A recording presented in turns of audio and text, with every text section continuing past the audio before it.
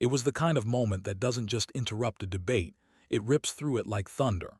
45 seconds. That's all it took for Jasmine Crockett to stop Robert F. Kennedy Jr.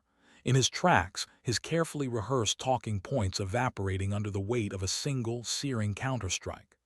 The cameras caught everything, his face tightening, his composure slipping, and Crockett's words slicing through the noise with surgical precision. For weeks, Kennedy had leaned on his name, his legacy, and the aura of inevitability that clung to him like a well-worn suit. But in less than a minute, Crockett dismantled it all, reducing the grand promise of his nomination to rubble. She didn't raise her voice. She didn't need to. Her power came from clarity, the kind of clarity that lands with the force of undeniable truth. The line that stopped the room cold still echoes. Crockett, unflinching, locked eyes with Kennedy and delivered the kind of statement that cuts deeper than insult. It exposed the weakness behind his facade. You could hear it in the silence that followed, first shock, then recognition, then the low murmur of disbelief spreading across the audience. In that frozen instant, the mythology of Kennedy unraveled. The man who thought he could not be touched had been pierced, and it was Crockett who drove the point home. Commentators would later call it the 45-second takedown, a political moment destined to outlive the news cycle. But in real time, it felt even bigger. It felt like the ground had shifted, like we were watching the collapse of entitlement itself. Crockett didn't just challenge Kennedy. She revealed what many had quietly suspected but never dared to say aloud, that behind the weight of his family name was a candidate unprepared for a reckoning. The room was alive with energy, yet held captive by shock. Was this the moment that ended a campaign? Could one woman's fearless clarity undo months of momentum in less than a minute? The crowd didn't yet know. Kennedy didn't know. Maybe even Crockett herself didn't fully realize it in that instant. But the nation watching at home would soon understand. Because those 45 seconds weren't just a rebuttal. They were a political earthquake. But how did we get here? And why did those 45 seconds shatter an entire campaign? Before the silence of that 45-second demolition, the story had been very different. Robert F. Kennedy Jr. had entered the nomination race cloaked in the power of a dynasty. His surname alone was enough to conjure images of Camelot, of hope, of a golden age in American politics that many longed to return to. Cable networks filled endless hours with speculation about his momentum. Commentators debated whether his unconventional style might resonate with voters hungry for something outside the establishment mold. Every headline, every panel discussion seemed to whisper the same possibility. Could Kennedy actually pull this off? He wasn't just a candidate, he was a symbol, or at least that was the image he projected. His campaign leaned heavily on nostalgia, selling the idea that a famous name could carry the weight of history into the present. But beneath the glossy surface lay deep fractures. His controversial stances, his shaky grasp of policy, his flirtations with conspiracy theories, they all simmered beneath the campaign's polished messaging. The press circled these weaknesses but never quite punctured the balloon. Until Jasmine Crockett. Crockett's rise had been different. No dynasty, no inherited stage. What she carried instead was her record, a relentless defense of truth in a world addicted to spin. She had made her name not through spectacle but through sharp, unflinching clarity.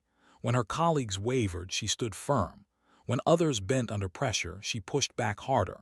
To her supporters, she represented something visceral, the belief that authenticity could still triumph in American politics. She was not a product of privilege but of grit, and that difference mattered. The stage where Crockett and Kennedy finally collided was no ordinary forum. The lights, the cameras, the anticipation, it was less a debate than a showdown. On one side stood the heir of a legendary family, buoyed by media buzz and establishment intrigue. On the other, a rising truth-teller who had nothing to lose and everything to prove. It wasn't just candidate versus candidate. It was clarity versus chaos, authenticity versus entitlement. The stakes reached far beyond the two individuals standing at their podiums. For progressives, immigrants, and millions who had felt silenced in the political conversation, Crockett's presence was electric. She embodied not just a person but a cause. Her voice carried the weight of those who had been overlooked, dismissed, or told to wait their turn. Kennedy's presence, by contrast, triggered unease, because his campaign wasn't only about his ideas, but about whether legacy should outweigh merit in the fight for the nation's future. It was a collision of values dressed up as a debate. America wasn't just watching two politicians spar, it was watching a referendum on what kind of leaders the country would embrace. Would it cling to the past, to dynasties and nostalgia? Or would it reward courage, integrity, and the willingness to confront lies with truth? And so, when Crockett spoke, the room didn't just hear a politician answering another politician. They heard something deeper, a call to accountability, a demand that arrogance meet reality, a reminder that America belongs not to names carved in stone, but to voices willing to rise against the storm. What happened in those 45 seconds would prove to be more than a political takedown. It was the unmasking of a myth, a shattering of illusions, and the start of a reckoning that no headline had prepared the country for. Because what Crockett revealed next would expose more than just one man. Robert F. Kennedy Jr. carried into the political arena something few others could, a last name that had been etched into the fabric of American history. To his admirers, that name represented courage, vision, and sacrifice. To the media, it represented ratings. Every appearance from Kennedy guaranteed headlines, if not reverence, then at least curiosity. Yet beneath the glow of nostalgia, the reality of RFK Jr.'s candidacy was far messier. From the start, Kennedy leaned into the mythology of his lineage. His speeches were laced with invocations of his father and uncle, giants of a political dynasty whose legacies loomed large. For older generations, it tugged at memories of an America once promised but never fully realized. For younger ones, it cast a shadow of grandeur, an illusion that leadership might be inherited like wealth. Kennedy seemed to believe that this aura alone could propel him forward. But what history bestowed in name recognition, it withheld in credibility. Kennedy's public career had long been marked by controversy, his voice more often associated with skepticism than leadership. He spoke frequently of mistrust in institutions, a theme that resonated with some but unsettled many more. His flirtations with conspiracy theories, on science, on medicine, on government, created rifts even within his own support base. To the establishment, he was a liability disguised as nostalgia. To skeptics, he was validation. To his critics, he was arrogance personified. That arrogance revealed itself in subtle but telling ways. In debates, he carried himself not with humility, but with entitlement, as if merely standing on the stage was proof enough of his worthiness. He dismissed opponents with smirks, batted away questions with tangents, and wielded his family name like a shield against scrutiny. His campaign was less about presenting solutions and more about preserving the aura of inevitability that clung to him. Yet even as he wrapped himself in legacy, the cracks were visible. His answers often unraveled under pressure, his arguments leaning more on emotion than evidence. And when pressed, his fragile ego emerged, defensiveness replacing confidence, indignation replacing reason. In moments where clarity was demanded, he doubled down on suspicion, weaving narratives that left audiences divided between fascination and unease. Inside the debate hall that night, those contradictions hung heavy in the air. Kennedy walked in with the posture of a man certain of victory. Cameras tracked his every step and supporters whispered about destiny.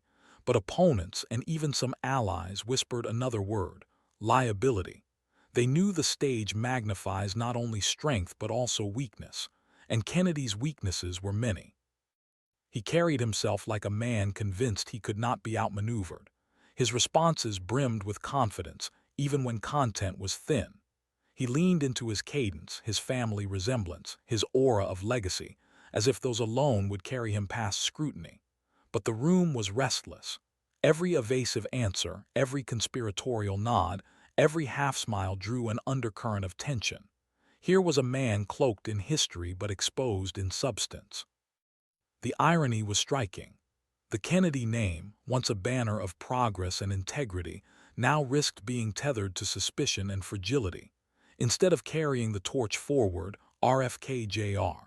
seemed to stumble under its weight, using it not as inspiration but as armor. And armor can only protect for so long before the cracks are pierced. For weeks he had skated past tough questions, deflecting with charisma and leaning on the halo of his surname. Audiences tolerated it, perhaps even indulged it, unwilling to puncture the nostalgia. But Crockett was not built for indulgence. She did not bow to legacies, nor did she fear names carved into the history books. Her role on that stage was not to protect illusion but to expose truth. And so, as Kennedy stood there, shoulders square, voice firm, the image of confidence incarnate, he was also unknowingly perched at the edge of collapse. His contradictions, the arrogance, the conspiratorial undertones, the fragile ego, were no longer background noise. They had become the story. All it would take was the right question, the right line, the right 45 seconds to transform perception from inevitability to unraveling. Kennedy, in that moment, believed he was untouchable. He believed his dynasty would shield him from the blows that had undone lesser men. He believed his stage presence would overwhelm his critics. And yet, for all his confidence, RFK Jr. was about to meet the one opponent he could not outtalk. Long before she ever stood across from Robert F. Kennedy Jr. On that debate stage, Jasmine Crockett had been forged in fire. Her story was not written in the gilded halls of dynasties or in the whispered promises of inherited power. It was written in classrooms where she fought for opportunity, in courtrooms where she defended those society tried to silence, and in the halls of Congress where her sharp tongue became both shield and sword. She did not arrive through entitlement. She climbed, step by step, against odds that would have crushed the faint-hearted. Crockett began her career not under the glow of cameras, but in the trenches of law and activism. As a public defender, she carried the weight of people's lives in her hands, men and women who couldn't afford the kind of legal armies that dynasties like Kennedy's took for granted. Every case sharpened her resolve, every injustice steeled her voice. She wasn't defending names, she was defending dignity. And dignity, she believed, belonged to everyone. That experience hardened her into a fighter, but not the reckless kind. Her sharp tongue was legendary, but it was her logic that won battles. Where opponents relied on bluster, Crockett wielded facts. Where others shouted, she dismantled with precision. Her style wasn't about spectacle, it was about survival. To stand in a courtroom as a young black woman, challenging institutions tilted against her, demanded both courage and mastery. She learned early that one wrong word could be twisted, one moment of hesitation exploited. So she honed a skill few ever achieve: clarity under fire. Those same instincts carried into her political career. When she entered Congress, few expected her to rise so quickly in prominence. But Crockett was not there to blend in. She confronted hypocrisy with unapologetic candor, sparred with seasoned politicians who underestimated her, and emerged as one of the most unflinching voices in the chamber. Clips of her fiery exchanges circulated widely online, moments where she refused to back down, where her words reverberated far beyond Capitol Hill. Each confrontation solidified her reputation: fearless, razor-sharp, unwilling to play by the unspoken rules of politeness that often muted truth. Her supporters adored her for it. To them, she wasn't just another politician. She was a mirror of their own struggles, their own silenced frustrations. She spoke with the authenticity of someone who had lived the fight, not just studied it. In her voice, they heard grit. In her defiance, they saw themselves finally refusing to shrink. Crockett became, in many ways, a vessel for the hopes of communities who had been told to wait their turn. And with every clash, every viral moment, every battle in which she refused to fold, Crockett's confidence grew. She knew she was being watched, not just by opponents eager to catch her misstep, but by supporters desperate for proof that truth could still cut through. That pressure could have broken anyone else, but Crockett thrived in it. She carried it like fuel, letting each test prepare her for the next. There were times, of course, when she paid the price for her audacity. Critics called her too brash, too confrontational, too unwilling to play nice. But Crockett never mistook those criticisms for truth. She understood what they really meant. She was effective. She was disruptive. She was breaking the script of politics as usual, and those who preferred the comfort of pretense found her presence unbearable. Rather than retreat, she doubled down. What made Crockett's rise so extraordinary was not just her fearlessness, but her discipline. Unlike those who confused volume for victory, she never lashed out aimlessly. Her words were chosen with care, her timing calculated for maximum impact.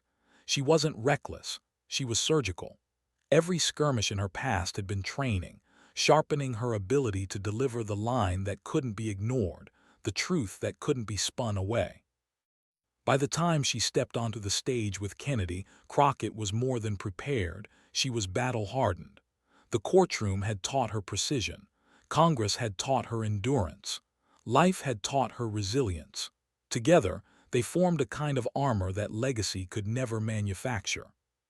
Her presence that night carried an electricity Kennedy could not match. He walked on stage draped in family history. She walked on carrying the unshakable conviction of someone who had earned every inch of ground she stood on. To the audience, that contrast was palpable. He represented the illusion of inevitability. She represented the undeniable force of merit. And while Kennedy exuded entitlement, Crockett exuded readiness. It was in her posture, in the calm steadiness of her gaze, in the quiet confidence that radiated before she even opened her mouth. She didn't need to posture. Her record spoke for itself. She had faced tougher battles than this, stood against opponents more ruthless than him, and survived storms more daunting than any debate stage could offer. Crockett knew, perhaps more than anyone in that room, what was about to unfold. She knew Kennedy's cracks, his contradictions, his fragile ego waiting to be exposed.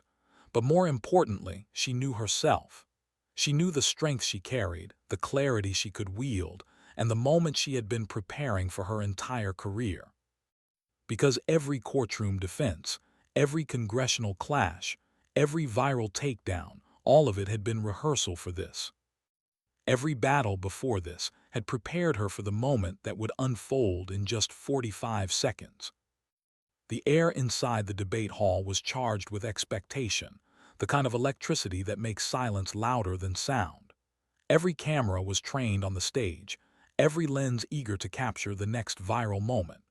Journalists filled the front rows with pens poised, while the audience leaned forward in their seats as though bracing for impact. This wasn't just another political exchange. It was theater, conflict, history waiting to be written. Robert F. Kennedy, Jr. seized the opening with the swagger of a man convinced the night belonged to him. His voice carried a practiced confidence, rising and falling in cadences designed to summon gravitas. He spoke of legacy, of destiny, of a nation at a crossroads. But beneath the polished tone was an unmistakable smugness. His words weren't aimed to persuade. They were meant to dominate, to diminish, to remind the audience of who he believed he was. Again and again, he leaned into his surname as though it were an argument in itself. Every reference to his family dripped with entitlement, every claim of vision couched in nostalgia. He gestured with the self-assurance of someone accustomed to nodding approval, not probing challenge. And when he glanced toward Jasmine Crockett, it was with a dismissive smirk, as if daring her to interrupt the narrative he was weaving. The crowd reacted in waves. Some nodded along, enthralled by the echo of a dynasty. Others shifted uncomfortably, hearing in his words not strength but arrogance. The tension between reverence and skepticism rippled across the hall, a split screen of America's struggle between the past and the present. Crockett, meanwhile, sat steady. She didn't flinch at his taunts, nor did she roll her eyes at his dismissals. She listened. Her gaze was locked, her posture calm, her composure unshakable. Where Kennedy projected bluster, she radiated control. Each nod she gave was deliberate, each glance calculated. She wasn't absorbing his points. She was measuring him, preparing for the precise moment to strike. Kennedy mistook her silence for weakness. With each minute, he grew bolder, pushing his rhetoric further, convinced she would shrink beneath the weight of his legacy. He raised his voice to fill the room, circling back to familiar refrains, repeating slogans that rang hollow. And still Crockett sat, unbothered, her stillness a counterpoint sharper than any interruption. The cameras caught the contrast. On one side of the screen, a man puffed up by history, trying to bend the stage to his will. On the other, a woman anchored in certainty, waiting with the patience of someone who knows truth doesn't need to shout to be heard. Commentators would later marvel at her discipline in that moment, her refusal to give Kennedy the satisfaction of rattling her. But the audience felt it in real time. They sensed the balance tilting. They saw Kennedy's overconfidence teetering into overreach, his performance slipping into arrogance. And they saw Crockett's calm composure turning silence into suspense, as though the entire hall were collectively holding its breath for her reply. Every debate has its rhythm, a rise, a lull, a turning point. That night the rhythm belonged to Crockett. She controlled it not by force but by restraint. Kennedy filled the space with noise, but she filled it with tension, transforming quiet into a weapon. The longer she waited, the more the audience leaned toward her, anticipating the inevitable eruption. Kennedy didn't notice, or perhaps he couldn't. He was too wrapped in his own certainty, too intoxicated by the sound of his own voice. He mistook her silence for surrender, when in truth it was the calm before a storm he could not withstand. And then, at last, the spark arrived. A single phrase, a single jab of arrogance from Kennedy's lips, delivered with the kind of dismissiveness only entitlement can breed. And then came the spark that ignited the firestorm. It happened in a flash, but it felt like time slowed down. The spark was Kennedy's final jab, a remark so laced with arrogance that even the audience stirred uncomfortably. He leaned forward, voice dripping with condescension, and dismissed Crockett's earlier comments as uninformed chatter. He smirked, as though he'd just closed the case. That was the moment. Crockett straightened, the stillness she had maintained breaking like a bowstring finally released. She leaned into the microphone, not hurried, not flustered, but deliberate, steady, calm. The tone of someone who knew her words would be replayed, studied, remembered. "Uninformed," she said, her voice slicing through the room like glass on steel. "Congressman Kennedy, what's uninformed is pretending that a last name can substitute for substance. What's uninformed is standing here, asking America to confuse nostalgia with leadership. And what's truly uninformed is assuming that privilege makes you untouchable." The air shifted. A murmur ran through the audience, low at first, then swelling as gasps and whispers cascaded across the hall. The cameras zoomed in on Kennedy's face, catching the flicker of surprise, the forced smile straining at the edges. For the first time that night, the aura of inevitability cracked. Crockett didn't stop. She had found her rhythm, and every word landed like a hammer. She spoke with the clipped precision of a trial lawyer, the controlled fury of a woman who had carried truth into every battle she'd ever fought. "You talk about destiny," she continued, packing her syllables so each phrase landed heavy. "But destiny isn't inherited, it's earned. You stand here on the shoulders of giants, and yet you've chosen to build your platform on sand. People don't need another family name in lights. They need leaders with the courage to face facts, to speak truth, to serve rather than be served." The audience erupted into applause, brief but powerful, breaking the usual decorum of debate halls. Kennedy tried to interject, raising a hand, forcing a laugh, but it fell flat. His voice trailed into the air without conviction, drowned out by the crowd's energy. Crockett pressed forward, her tone unwavering. "You say my critiques are chatter, but chatter doesn't shake campaigns. Chatter doesn't send shockwaves through this country. Chatter doesn't expose the truth. What I just gave you is clarity, and clarity always cuts deeper than noise." Kennedy blinked rapidly, his jaw tightening, his lips parting as though to answer. But the words didn't come. He fumbled with his notes, rifling through the stack as if a counterargument might be hiding between the pages. The cameras caught it all: the uneasy shifting in his chair, the darting eyes, the flush creeping across his cheeks. Crockett let the silence hang for a beat.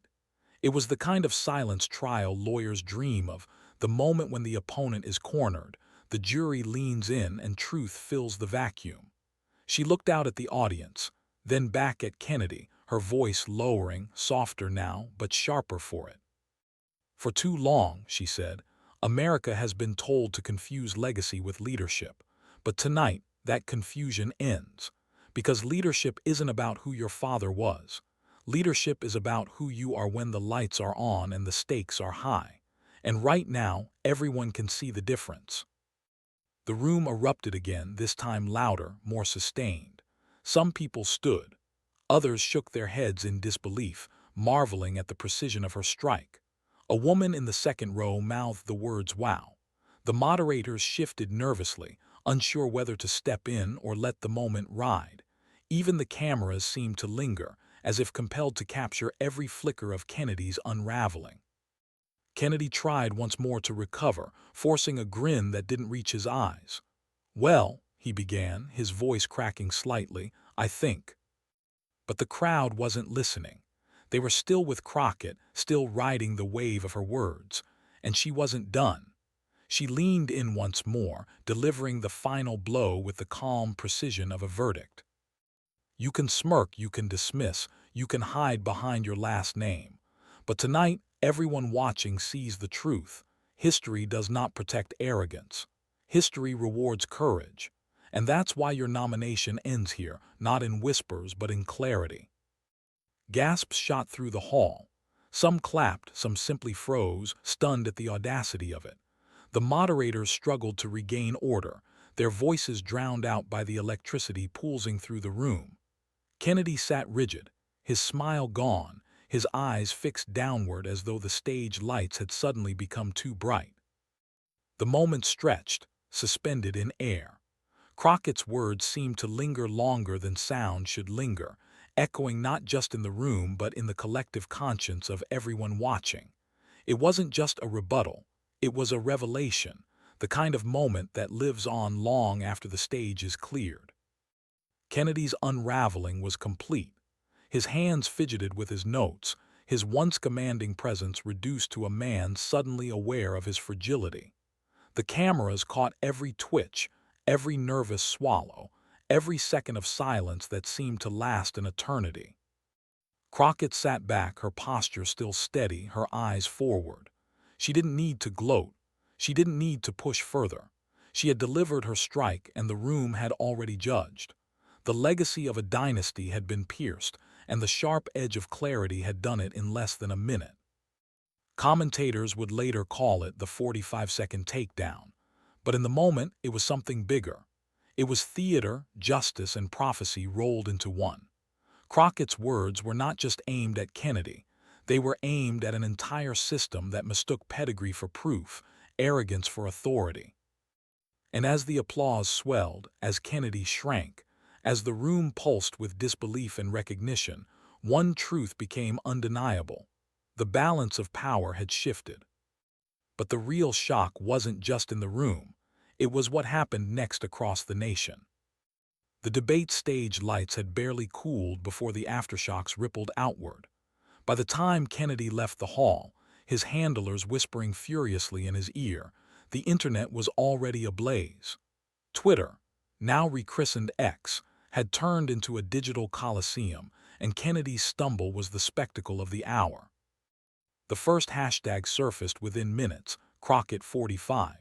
At first, it was just a few posts, grainy clips from cell phones, snippets pulled from live streams. But soon it was everywhere, trending across the country. Then came the second wave, nomination over. A dagger disguised as a joke, it spread like wildfire, the crowd-sourced verdict of a nation that had just witnessed a political titan felled in under a minute. Memes poured in by the thousands. One showed Kennedy's face photoshopped onto a crumbling statue. Crockett's words etched like lightning across the cracks. Another used the iconic freeze frame from the moment his smirk disappeared, captioned simply, when the dynasty ends mid-sentence. TikToks remixed her mic drop into beats, some set to triumphant hip-hop, others to booming orchestral scores. The moment had transcended politics. It was pop culture now, endlessly looped, remixed, and shared. Late-night shows pounced, their writers giddy with material. Within hours, Crockett's line about destiny not being inherited opened monologues coast to coast. One comedian quipped, "Kennedy thought he was running for president. Crockett reminded him he was running out of time." The audiences roared, and Kennedy's discomfort became the nation's punchline. Cable news panels lit up with replay after replay. Pundits who had once treated Kennedy with reverence now spoke of him in the past tense, dissecting how one moment had stripped him of credibility. Some tried to defend him, framing Crockett's attack as unfair or too personal. But the tide was against them. Every time they replayed the clip, the verdict only hardened. And in the same breath, Crockett's stature grew. She was no longer just a sharp-tongued congresswoman from Texas. She was the woman who had stared down a Kennedy and won. Her followers surged by the tens of thousands. Donations poured in, small and large, from people who felt like they had finally found a voice that cut through the fog. Commentators spoke of her as a rising force, a truth-teller unafraid to challenge power, a figure who could hold her own in any arena. Kennedy, by contrast, looked suddenly diminished. Editorials that once praised his independence now questioned his judgment. Polls, still raw and incomplete, began to show slippage. His team scrambled, issuing statements about respect for dialogue, trying to frame the debate as just one moment. But the internet had already written its story, and the story was not kind. Even the imagery was unforgiving. Still shots of Kennedy fumbling with his notes, his smirk melting into silence, became instant icons of defeat. Meanwhile, Crockett's steady gaze, her poised delivery, her final words hanging in the air, all of it became the raw material of legend. The shift was not just in headlines but in the public imagination. People in barbershops and coffee houses replayed the clip on their phones. Students quoted it in classrooms. Parents shared it with their kids as an example of speaking truth to power. Crockett's clarity had reached beyond politics. It had become a cultural moment, a parable of grit versus entitlement. And through it all, the question lingered. How had Kennedy, with all his legacy and resources, been undone so completely by one opponent in less than a minute? Some said it was hubris. Others said it was the inevitability of truth catching up. Whatever the reason, it was undeniable. His campaign had entered a tailspin, while Crockett had ignited something larger than herself. But even as the hashtags climbed, as the memes multiplied, as the late-night jokes hardened into conventional wisdom, a deeper current was forming. This wasn't just about Kennedy losing face or Crockett gaining fame. Something more profound was happening beneath the noise. Because beyond the headlines, beyond the laughter and applause, there was a deeper meaning to what we had all witnessed. In the end, the debate was remembered not for its policy exchanges, not for its rehearsed talking points, but for those 45 seconds when dignity triumphed over entitlement. What Jasmine Crockett delivered on that stage was more than a sharp line or a viral clip. It was a living demonstration of how truth, wielded with courage and clarity, can dismantle even the most fortified symbols of privilege. For decades, America has wrestled with the weight of legacy politics. Names that once inspired reverence became shields for mediocrity, cloaks for arrogance, banners for voices that expected to be heard simply because of who they were. But in Crockett's words, those shields shattered. She reminded the nation in the clearest terms that destiny is not inherited, it is earned, and it is fought for. That lesson reached far beyond the man standing across from her. It echoed into the lives of those watching at home. The young immigrant student who wonders if her voice matters, the working-class parent who feels invisible in the noise of politics, the community activist who doubts whether standing up is worth the cost. Crockett's moment answered them all with a resounding yes. Yes, clarity cuts through spin. Yes, conviction outlasts arrogance. Yes, your truth is stronger than their entitlement. Her calm, her precision, her unflinching delivery, all of it became a mirror reflecting back the kind of America we aspire to be. An America where dignity outshines bluster, where preparation outweighs legacy, where even the most powerful can be humbled by a simple, undeniable truth. And perhaps that was the real revelation of the night. Kennedy's unraveling was not the story. Crockett's rise was. She showed us that in an age of noise, when bluster and misinformation often drown out reason, there is still room for courage to shine. That in a nation fractured by division, one voice speaking with honesty can remind us of who we are at our best. The cinematic image of that night will be replayed endlessly. Crockett leaning into the microphone, her words slicing through the hall like a bell tolling the end of an era. The hush that followed, the crowd's stunned silence, the visible collapse of Kennedy's composure, all of it crystallized into a parable. 45 seconds that reminded America that truth has not lost its power. And so the lesson is larger than politics. It is a call to each of us, to carry ourselves with dignity, to speak with clarity, to confront arrogance wherever it hides. Because Crockett proved that one person, prepared and fearless, can tilt the balance in a room full of power.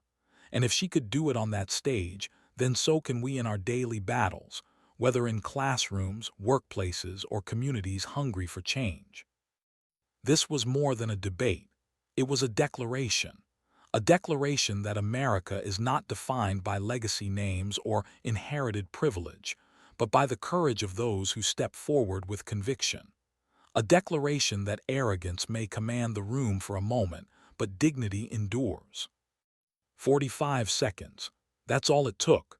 45 seconds that reminded America who we are and who we still can be. And so, we return to the title of this story, Jasmine Crockett TORCHES RFK Jr. In 45 seconds, his nomination over. But the truth is, what happened in that hall was bigger than a single takedown, bigger than one candidate's unraveling. Those 45 seconds were a turning point, a reminder that politics at its best is not about who can shout the loudest, but who can stand the tallest in the face of arrogance. Crockett's words did not just end a performance, they exposed a reality.